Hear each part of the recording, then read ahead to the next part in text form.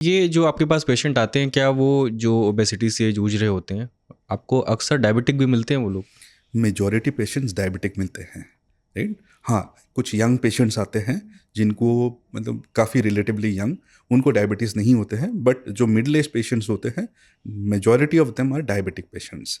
इनको diabetes, high blood pressure और even more than that जो खराटे लेने की प्रॉब्लम है वो बहुत ज़्यादा होते हैं, जिसको हम मेडिकली ऑब्स्ट्रक्टिव स्लीप एपनिया बोलते हैं। अच्छा, सर्जरी से पहले किस तरह के टेस्ट होते हैं और किस तरह से आप लोग काउंसलिंग करते हैं पेशेंट की? देखिए, सर्जरी से मतलब पहले, तैयार कैसे करते हैं हाँ, पेशेंट को? बेसिकली उनको तैयार कैसे करते हाँ, हैं। क्योंकि कुछ लोग सुन रहे होंगे और वो चाहते हों अगर ये सर्जरी कराना। Exactly exactly. देखिए, पहली चीज़ तो जब पेशेंट आते हैं हमें ये भापना होता है कि क्या पेशेंट सर्जरी के लिए मेंटली तैयार है कि नहीं। हुँ, बहुत बार क्या होता है, वो एकदम कन्विंस होके मोटिवेटेड होके आते हैं। बहुत बार क्या होता है कि वो इतना कन्विंस नहीं होते, उनके फैमिली वाले चाहते हैं कि वो कुछ ऐसा करे ताकि उनका वजन घटे, बिकॉज उनको लग रहा है कि वो मोटापे के शिकार है। काफ़ी कुछ उन्होंने ट्राई कर लिया, फिर भी मोटापा घट नहीं रहा है। बट मन ही मन में पेशेंट इतना तैयार नहीं होते हैं।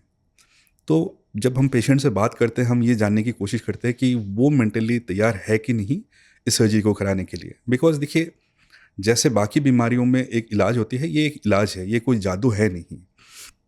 इसमें हमारा जितना कमिटमेंट होता है, पेशेंट से भी उतना ही कमिटमेंट चाहिए हुँ, होता है। हुँ, अगर पेशेंट उतना कमिटमेंट दिखाने के लिए तैयार नहीं है, तो हम उनको वेट करने के लिए बोलते हैं, राइट। बिकॉज डेफिनेटली लाइफस्टाइल में चेंजेस आएंगे। क्या आप कितना आप खा पाएंगे, क्या आप खाएंगे, हुँ। क्या आप इसके बाद एक्सरसाइज करेंगे, ये सब चीज़ें बहुत इंपॉर्टेंट है।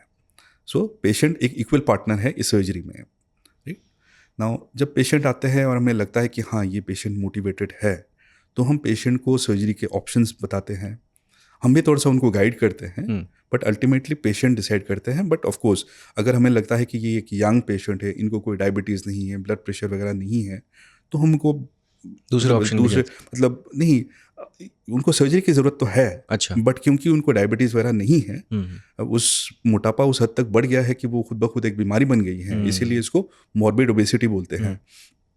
सर्जरी की ज़रूरत तो है ही उसमें, बट उनको कौन सी सर्जरी बेटर रहेगा वो हुँ, हम उनको थोड़ा सा गाइड करते हैं।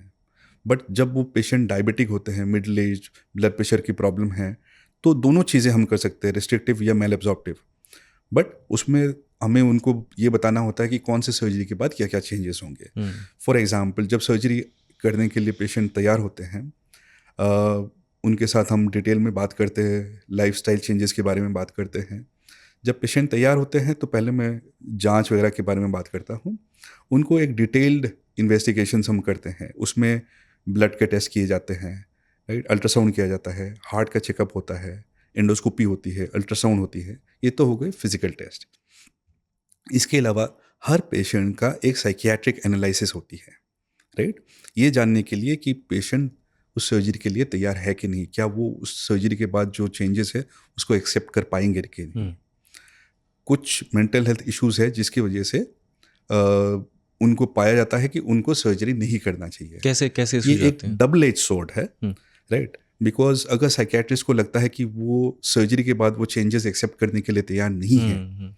तो ऑब्वियसली वो बहुत नाखुश रहेंगे, राइट। तो ऐसे पेशेंट्स में हम सर्जरी डिनाई हाँ, करते क्योंकि हैं। इतने साल तक खाने की आदत है और भूख लगने एग्जैक्टली की, अचानक से आपको भूख लगना कम हो जाए तो बेचैनी होना। एग्जैक्टली हुँ, एग्जैक्टली। तो ये, बट कुछ लोग मानते हैं कि अ, ये जो डिप्रेशन, फिर एक सेल्फ इमेज के बारे में हुँ, एक हुँ, निगेटिव इम्पैक्ट होना, हुँ, हुँ, हुँ, उससे अगर किसी को निकालना है तो उनका मोटापा जो है घटाना पड़ेगा। हुँ, तो उनको सर्जरी डिनाई करना भी एक, कुछ लोग मानते हैं कि ये गलत है। हुँ, बिकॉज उनका एक जो चांस है कि उनका ओबेसिटी को हम कम कर दें, और साथ ही साथ उनका जो एक मतलब बॉडी इमेज एक डिस्फंक्शन है हुँ, उनका, हुँ, राइट, उसको अगर करेक्ट करने की एक अगर एक मौका है, वो है ये बैरियाट्रिक सर्जरी। हुँ, तो अगर वो उसको हम डिनाई कर देते हैं, तो लगता है कि उनको हम उस जो चक्रव्यूह है वहाँ से हम हुँ, निकाल नहीं पाएंगे। बट ये बहुत ही एक डेलिकेट बैलेंस है। तो we rely on the advice of the psychiatrist. अगर वो कहते हैं कि नहीं, ये पेशेंट सर्जरी के लिए हुँ, तैयार नहीं है, तो हम उसको we can not go forward. ठीक है। नाउ बिसाइड्स दैट हमें सर्जरी के बारे में बाकी चीज़ें बतानी होती है, as I said, lifestyle changes, dietary changes and complications के क्या बारे ऐसा में भी बता होता है रहा कि हर बॉडी की सर्जरी की प्रोसीजर अलग होती है? हूँ। नहीं, सर्जरी तो वही है, अच्छा। बट बॉडी कैसे कोप करते हैं वो अलग अलग वो चीज़ अलग है। होती है। फॉर एग्जाम्पल, जैसे मैंने जैसे बताया, भले मैलएब्जॉर्प्टिव हो या रेस्ट्रिक्टिव सर्जरी हो, दोनों में थोड़ा सा ओवरलैप होती है, थोड़ा बहुत रिस्ट्रिक्टिव कंपोनेंट होता ही है उसमें। तो खाने की कैपेसिटी जो है नॉर्मल से कम हो ही जाएगी। नाउ पेशेंट क्या उसको एक्सेप्ट करने के लिए तैयार है? नाउ अगर सपोज आप 2 रोटी खा रहे हो, अचानक सर्जरी के बाद आपने देखा कि आप एक निवाला खाते हो तो भी आपको लगता है कि पेट फुल हो गया है। वो चीज़ एक्सेप्ट करने के लिए आप मेंटली तैयार होने चाहिए। Now over a period of time वो जो खाने की कैपेसिटी है वो बढ़ जाता है, right? In the next 6 months to 1 year वो बढ़ जाएगा। हाँ, पहले जैसा नहीं होगा, बट इतना आराम से हो जाएगा कि आप एक रोटी 1 साल बाद एक रोटी आप आराम से खा लोगे। सर, क्या स्वाद के प्रति लगाव भी कम हो जाता है क्या? यस, ये होता है। Now before I come to that, so एक तो है कि ये खाने की जो कैपेसिटी है वो कम हो जाती है। सेकेंडली, हमें पेशेंट को बताना होता है कि आप क्या क्या चीज़ें आपको नहीं खानी होती हैं। देखिए, हम जब खाने के बारे में बोलते हैं तो अक्सर लोग कंफ्यूज करते हैं, उनको लगता है कि वो हम वॉल्यूम के बारे में बात कर रहे हैं। देखिए, इंडियंस जो है बाय हैबिट हम वॉल्यूम ईटर्स नहीं हैं, हम कैलोरी ईटर्स हैं, ठीक है? तो हम भले कम वॉल्यूम खा रहे हैं बट उसमें कैलोरी बहुत हाई होते होते हैं, हैं। हाँ। राइट? सो हमें उनको बताना पड़ता है कि देखिए, आप खाइए, आप अपने आप को भूखा मत रखिए, बिकॉज कम तो आप खाएंगे ही सर्जरी की वजह से, बट ध्यान ज़रूर रखिएगा कि आप कैलोरीफिक फूड मत खाइएगा। नाउ रिसेंटली मेरे पास एक पेशेंट आए थे जो ही इज़ अराउंड 55 ईयर्स, 55-60 के बीच में, आई फॉरगॉट एग्जैक्ट एज। वो रोज़ 10 कैन कोक पीते हैं। बाप रे बाप। नाउ उनकी बेटी उनके साथ आए थे। जब मैंने उनको बोला कि आपको ये एडिक्शन छोड़ना पड़ेगा, ही टुक ऑफेंस। उनको लगा कि आपने एडिक्शन वर्ड कैसे यूज़ कर दिया। वो कहते हैं कि सर, इतना मेहनत करने के बाद अगर मुझे ये I can not have that, ज़िंदगी का क्या फ़ायदा है?